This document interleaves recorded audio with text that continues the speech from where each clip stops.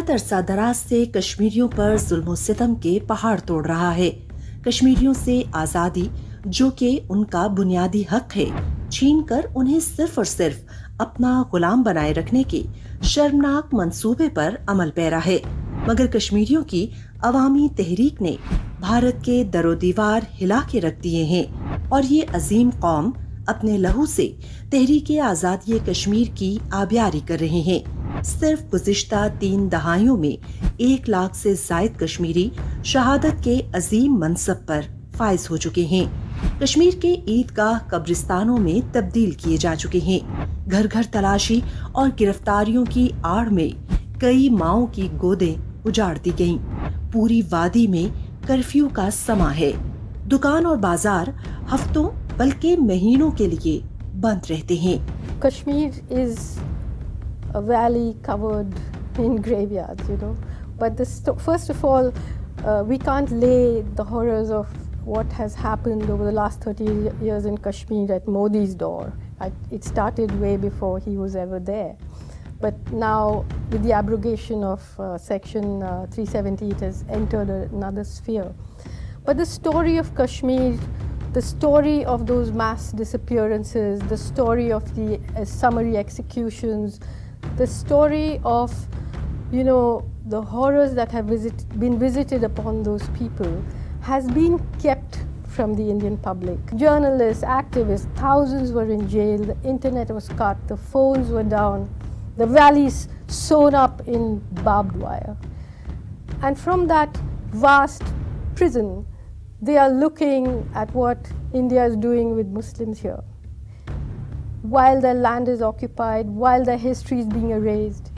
اس وقت مقبوضہ جموں کشمیر کی حریت قیادت جس طرح ایک عرصے سے قید میں ہے اور ان پر 30 سال پرانے مقدمات کھولے جا رہے ہیں یا دہشت گردی کی مالی اعانت اور منی لانڈرنگ جیسے بے سروپا الزامات لگائے جا رہے ہیں، ان سے اندازہ ہوتا ہے کہ بھارت کی موجودہ حکومت کی پالیسی یہ ہے کہ کشمیری حریت قائدین جیلوں سے رہا نہ ہونے پائیں.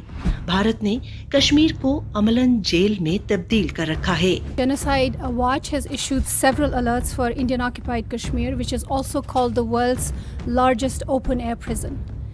These alerts remain very much active for a region where the 10 stages of genocidal process are already in an advanced stage. A major portion of India's defense budget is spent on Kashmir. The soldier-to-civilian ratio is roughly 1 soldier for 8 Kashmiris, which is one of the highest in the world. Kashmiris exist in a state of siege, caught amidst a dense web of Indian soldiers, checkpoints, barbed wires, bunkers, military convoys, trucks, drones, armored vehicles, garrisons, secret prisons, jails, and military bases.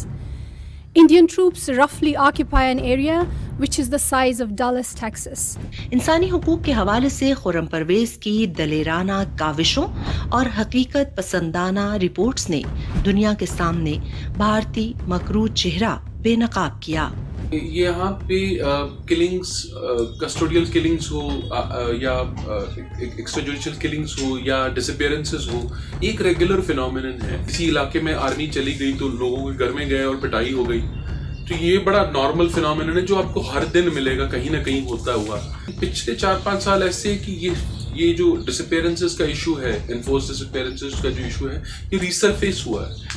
اور اس کا reason یہ ہے کہ جس طرح کی policy جو new daily کی ہے، جس طرح کی ملٹرسٹک پالیسی ہے، تو اس کا ملٹرسٹک ہی نتیجہ ہوگا. مودی حکومت نے جہاں کشمیر کو عملی طور پر جیل میں تبدیل کیا ہے، وہیں یہاں پر مسلم اکثریت کو اقلیت میں تبدیل کرنے کے در پہ ہیں اور اس کے لیے کسی بھی حد تک جانے کو تیار ہیں. They are actually hiding a dark Hindu fantasy of destroying Kashmiri Muslims and reducing them to a minuscule minority so that they can always rule them and they will be enslaved.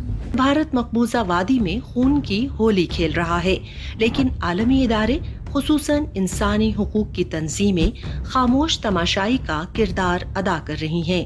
اب بھی وقت ہے کہ انسانی حقوق کی عالمی تنظیمیں اور عالمی میڈیا دنیا کے سامنے بھارت کے اصل چہرے کو بے نقاب کرے اور مظلوم کشمیریوں کو حق خود ارادیت دلوانے میں اپنا کردار ادا کریں۔